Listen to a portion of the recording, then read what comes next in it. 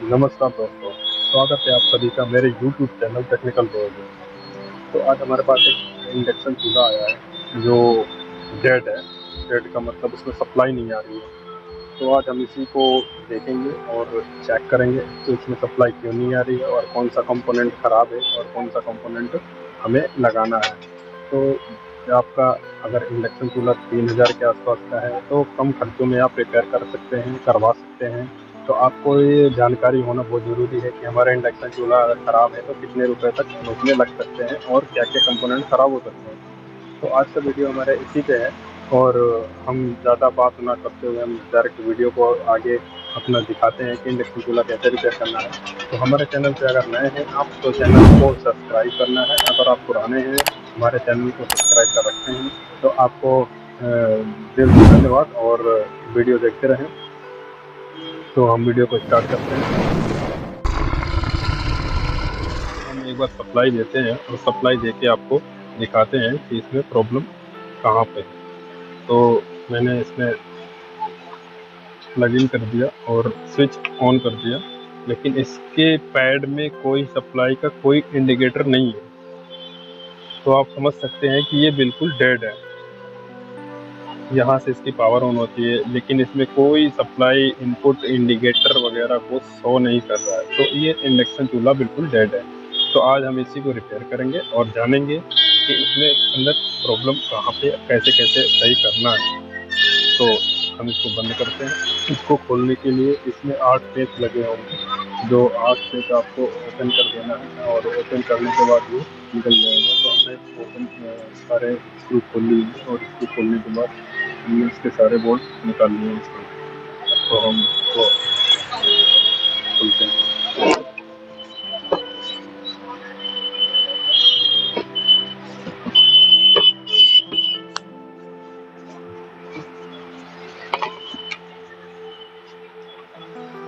ये आपको दिख रहा होगा कि ये इसका डिस्प्ले कार्ड है और ये इसका मेन मदरबोर्ड है और ये इंडक्शन कॉइल है और इसका ये फैन लगा हुआ है। तो मेन काम ये मदरबोर्ड का है। जो मदरबोर्ड इसमें प्रॉब्लम है और इसमें प्रॉब्लम कहाँ पे है कैसे है उसका आज हम पोस्टमार्टम करेंगे और जानेंगे कि इसमें प्रॉब्लम कहाँ पे है। तो फटाफट हम इसकी कार्ड को ओपन करते हैं और इसको चेक करते हैं।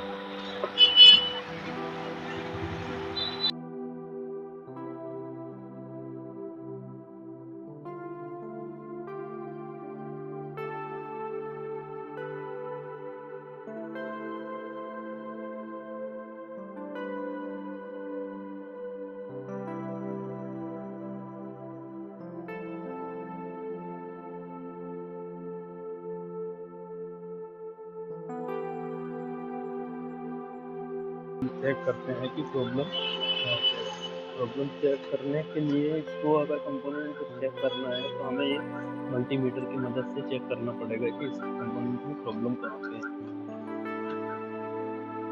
तो इसका ये फ्यूज है। सबसे पहले हमें फ्यूज चेक करना होगा कि फ्यूज सही है नहीं। उसके बाद ये रेजिस्टेंस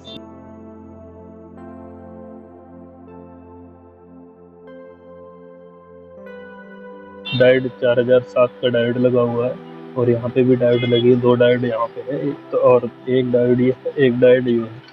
तो ये दोनों डायोड लगे हुए हैं।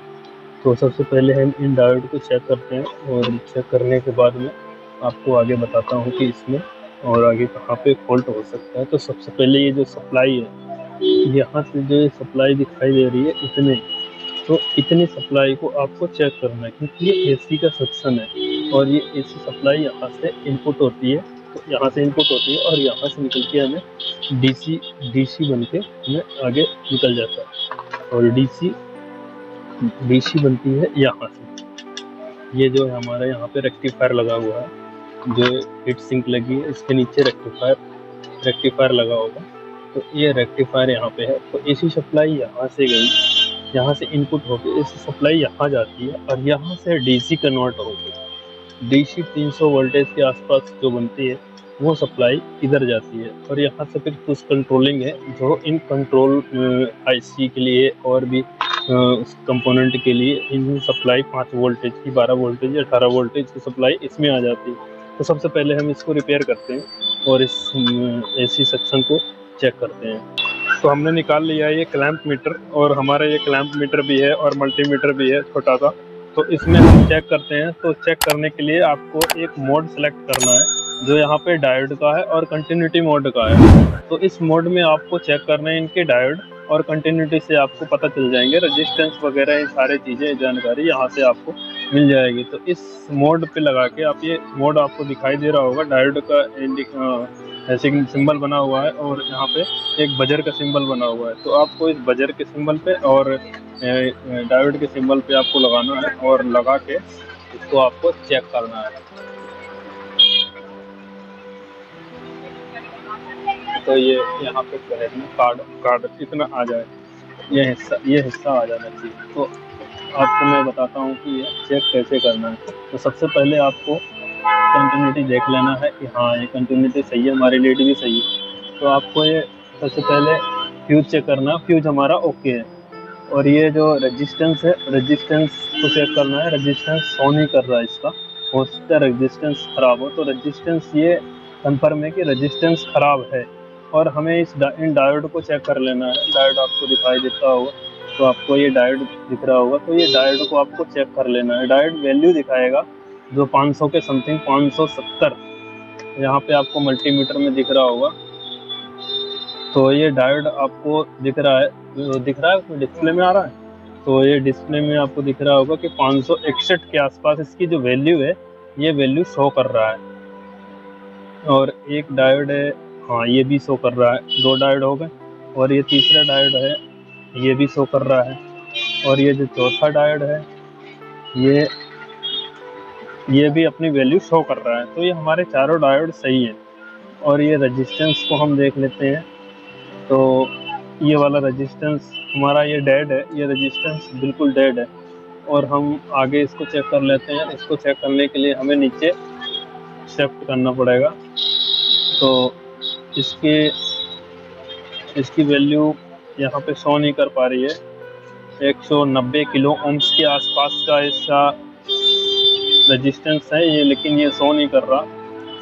तो हम इसकी जो मैंने बताया था, यहाँ पे रेक्टिफायर लगा हुआ, ब्रिज रेक्टिफायर। तो इस ब्रिज रेक्टिफायर को भी हम देख लेते हैं कि शॉर्ट तो नहीं है। तो ये ब्रिज रेक्टिफायर भी हमारा अभी 1 मिनट यहाँ पे सही है। ब्रिज रेक्टिफायर हमारा ठीक ठाक है, ये सही है।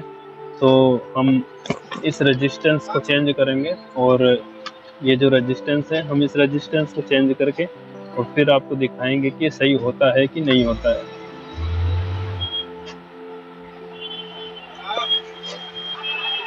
तो दोस्तों मेरा आयरन गर्म हो चुका है, और ये जो कंपोनेंट है, ये 22 ओम का कंपोनेंट है। तो मैं इस 22 ओम हाफ वाट का 22 ओम, तो इस 22 ओम को चेंज करूँगा।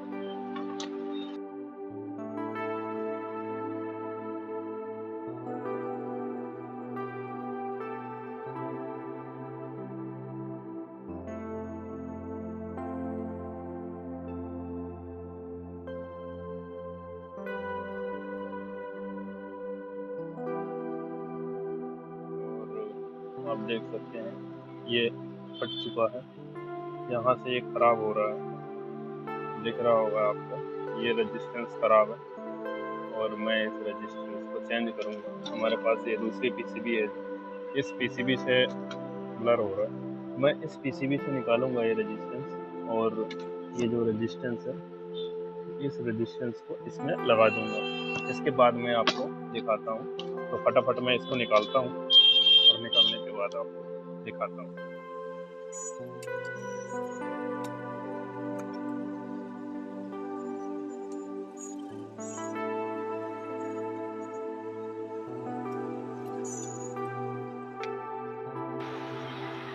मैंने इसको रेजिस्टेंस को निकाल लिया है। ये रेजिस्टेंस, ये हमारा ओके रेजिस्टेंस है, और ये हमारा रेजिस्टेंस खराब है। तो अभी मैं दोनों की वैल्यू भी चेक करके दिखाऊंगा कि दोनों में कौन सा सही है, कौन सा खराब है। और ये यहाँ से मैंने इसको यहाँ से रिमूव किया है, यहाँ से।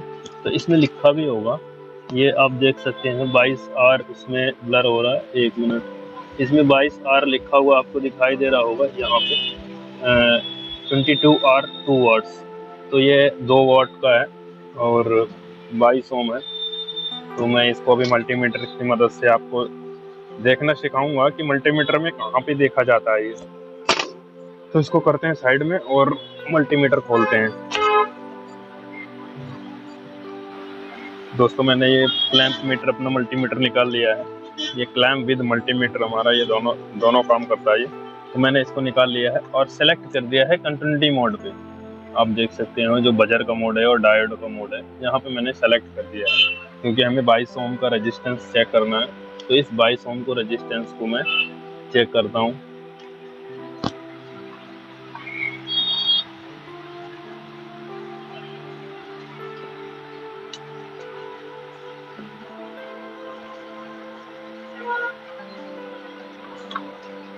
तो आप ये इस तरह से इसको लगाना है और इस तरह से आपको दिख भी नहीं रहा होगा।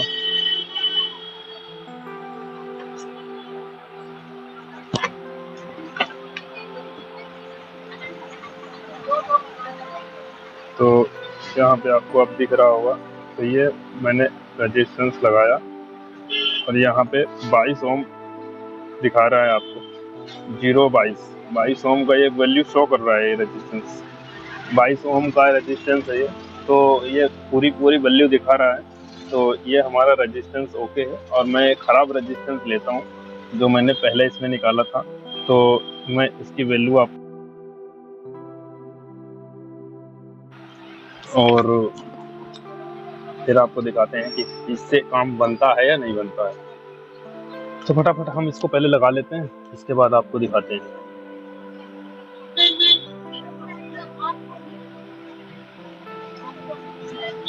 तो मैंने इसको यहाँ पे रेजिस्टेंस से लगा दिया है और अब इसकी मल्टीमीटर से इसकी एक बार वैल्यू चेक करता हूँ ये सही दिखा रहा है या नहीं दिखा रहा है। ये इसकी वैल्यू शो कर रहा है। तो हमारा ये क्या नाम है, हमारा ये रेजिस्टेंस ठीक है। मैंने इसको लगा दिया है, चेंज कर दिया है और फटाफट हम इसको कनेक्शन करते हैं। और कनेक्शन करने के बाद आप लोग सप्लाई दे के दिखाता हूँ कि सप्लाई देने के बाद हमारा ये ओके हुआ है या नहीं हुआ है। क्योंकि ये रिपेयर 1-2 बार रिपेयर हो चुका है। हम फटाफट इसमें कनेक्शन देते हैं। तो ये हमारी फैन की वायर है। ये जो फैन लगा हुआ मेटल सेंसर है, 18 वोल्टेज डीसी की वायर यहाँ पे कनेक्ट हो गई और ये हमारे फैन की है। तो फैन का कनेक्टर यहाँ पे है, तो हम सीधा फैन के कनेक्टर लगा देते हैं। और हाँ जी, तो मैंने ये कनेक्टर लगा दिया है और एक कनेक्टर ये जो बचा है ये डिस्प्ले का कनेक्टर है। तो इस डिस्प्ले के कनेक्टर को भी मैं लगा देता हूँ। ये लग गया डिस्प्ले कनेक्टर। अब बचा है हमारे सप्लाई इनपुट का। तो यहाँ पे सप्लाई हमें इनपुट करना है। तो सप्लाई इनपुट के लिए हम सप्लाई की वायर कनेक्ट कर देते हैं। ये वायर है,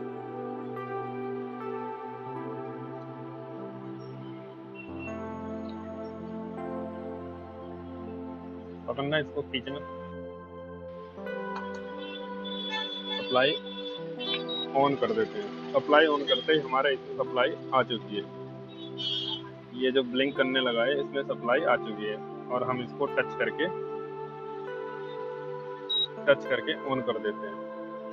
हमारा ये ओके हो चुका है और यहाँ पे E0 का फॉल्ट दिखा रहा है। E0 मतलब यहाँ पे मेटल सेंसर काम कर रहा है और इसके ऊपर मेटल नहीं रखा है। कोई भी मेटल इसमें रखेंगे जो मेटल बॉडी से होगा तो सेंस करना शुरू कर देगा। तो इसको हम बंद करते हैं और इसका कवर टाइट करते हैं। इसके बाद आपको दिखाते हैं।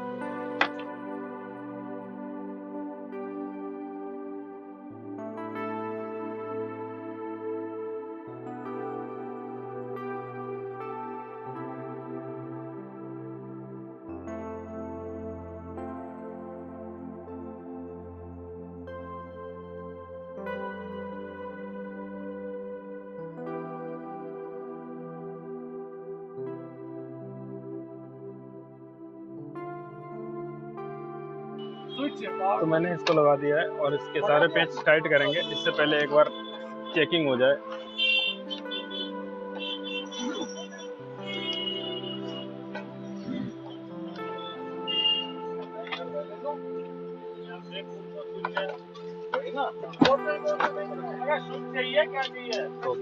प्लग में लगाते हैं और इसको चेक करके आपको दिखाता हूँ। यहाँ पे आपको दिख रहा होगा, इसमें लाइट आएगी और इसको ऑन करते ही ये ऑन हो गया है, लेकिन ये E0 का एरर दिखा रहा है। E0 हमारा मेटल सेंसर के लिए, तो इसमें हम कुछ रखेंगे और ये चल जाएगा। तो दोस्तों अब करते हैं फाइनल टेस्टिंग। तो मैंने इसमें पानी रख दिया है और पानी रखने के बाद मैंने इसका इंडक्शन का ऑन किया और ऑन करने के बाद ये पानी बिल्कुल ही हीटअप होने चालू हो गया है, गर्म होना चालू हो गया। तो हमारा इंडक्शन वर्किंग ओके हो गया है। तो वीडियो कैसी लगी फ्रेंड्स, और वीडियो अच्छी लगे तो वीडियो को चैनल को सब्सक्राइब करना और हमारे वीडियो को देखते रहना। फिर मिलेंगे किसी और नए टॉपिक के साथ। जब तक के लिए जय हिंद, जय भारत।